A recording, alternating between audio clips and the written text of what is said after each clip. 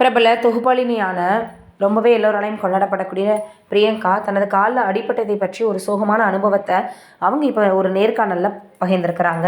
என்ன சொல்லியிருக்கிறாங்கன்னா, பிரியங்கா அவர்களுக்கு காலில் எலும்பு முறிவு ஏற்பட்டது. நடிகர் கமலஹாசனோட நடனம் ஆடையாமல் போனது அவருக்கு பெரிய வருத்தத்தை ஏற்படுத்தியிருக்குதான். சூப்பர் சிங்கர் ஃபேன்ஸ் நிகழ்ச்சியை தொகுத்து வழங்கி கொண்டிருந்த போது நிகழ்ச்சி தொடங்குவதற்கு 5 நிமிடங்களுக்கு முன்பு நான் தவறி கீழே விழுந்துட்டேன் அப்படின்னு பிரியங்கா தனது விபத்தை பற்றி சொல்லியிருக்காங்க. அவங்களுடைய காலில் எலும்பு முறிவு ஏற்பட்டதாகவும் குறிப்பிட்டிருக்காங்க. கால் நன்றாக இருந்திருந்தால் அந்த நிகழ்ச்சியில் கமல் அவர்களோட குத்தாட்டம் போட்டிருக்கலாம். அதை செய்ய முடியாமல் போனதே தனக்கு பெரிய வருத்தமாக இருக்குதுன்னு பிரியங்கா சொல்லியிருக்காங்க. காலில் எலும்பு முறிவு ஏற்பட்டிருந்தாலும் புன்னகையுடன் கொஞ்சம் காலில் டேமேஜ் தான், கொஞ்சம் நாட்களுக்கு ரெஸ்ட் எடுக்க சொல்லியிருக்காங்க அப்படின்னு சொன்னேன் அப்படின்னு இப்போ அவங்க தெரிவிச்சிருக்கிறாங்க. இது ஒரு லைவ் நிகழ்ச்சி அப்படின்றதுனால நிகழ்ச்சியை நிறுத்த முடியாது. கூட இருந்த மற்றொரு தொகுப்பாளரால் தனியாக நிகழ்ச்சியை நடத்தி கொடுக்க முடியாது.